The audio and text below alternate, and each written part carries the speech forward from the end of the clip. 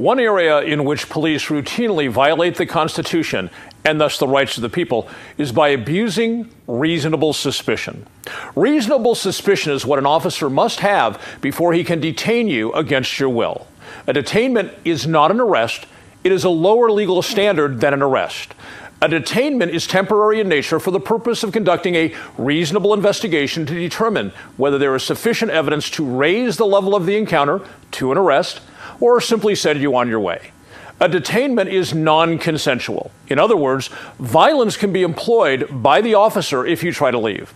Because detainments interrupt your constitutional right to be free from government interference as you go about your day, the U.S. Supreme Court has placed boundaries on when officers can detain you. The phrase we use to express those boundaries is reasonable suspicion. So what is reasonable suspicion?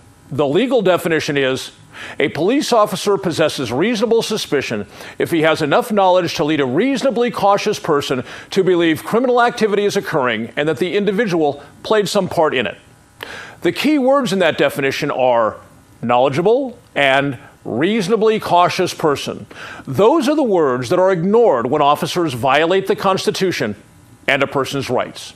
The two ways officers commit this constitutional violation is to, 1, ignore the word knowledge and act from a lack of knowledge, and 2, ignore the court's use of the words reasonably cautious person.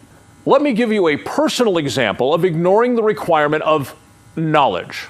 A Nye County deputy pulled me over several years ago after I'd purchased a vehicle.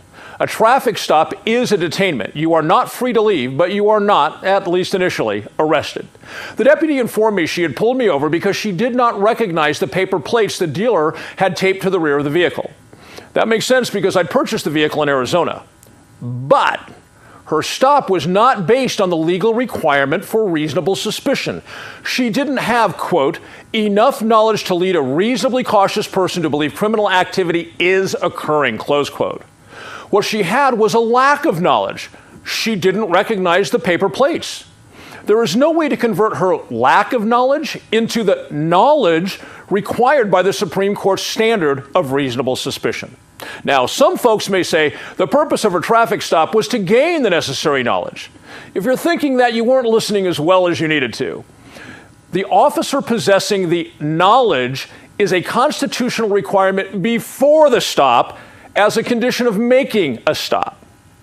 The second means of abusing reasonable suspicion is to ignore the court's use of the words reasonably cautious person. This is what I call the fantasy version of reasonable suspicion. This is where the officer uses the phrase in his head of, well, what if? I'm sure you can see the problem right off the bat. Using what if allows an officer to manufacture reasonable suspicion out of thin air anytime he chooses, against anyone. The practice is usually connected to some piece of knowledge that absolutely does not rise to the level of reasonable suspicion. Let's say a person is parked in a car on a residential street. The officer passes by a couple of times, and the person is still sitting in his car. Does the fact that a man is sitting in his car fulfill the requirement of, quote, enough knowledge to lead a reasonably cautious person to believe criminal activity is occurring? Not even close. The officer has zero idea why that man is sitting there.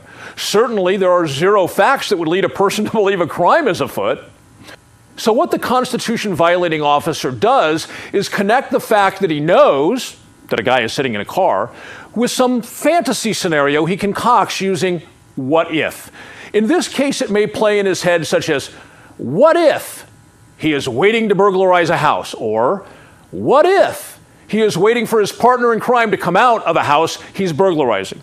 Or perhaps, what if he's a pedophile waiting for a kid to come by? Are there facts and evidence to support any of those fantasies in the officer's mind? No. And that is what the Supreme Court meant when it included the words reasonably cautious person. What is the officer to be cautious about? The officer is to be cautious that he is sticking to the available information and not manufacturing fantasies in his head as a pretext to violate a person's constitutional right to be free from a non-consensual contact absent the proper level of knowledge, not fantasies, by the officer.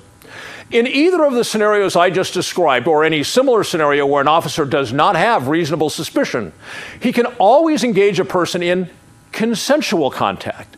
A consensual contact means that the person is free not to speak to the officer, including walking away. The citizen is free to say, "I'm done talking to you." But the power-hungry, big ego, Constitution-violating cop says, "The hell you are, you're done when I say you're done." And in doing so, he makes himself a criminal. Professionals know the boundaries of the job and stay within them. And my deputies will be professional or they will be gone. With that as the background, when I am Sheriff of Nye County, mandatory adherence to this constitutional boundary of reasonable suspicion will be a formalized written policy. This permits a deputy who violates a person's rights by misapplying reasonable suspicion to be punished administratively, and that protects the rights and freedoms of every resident of Nye County, as well as those who may be simply passing through. Thank you for watching.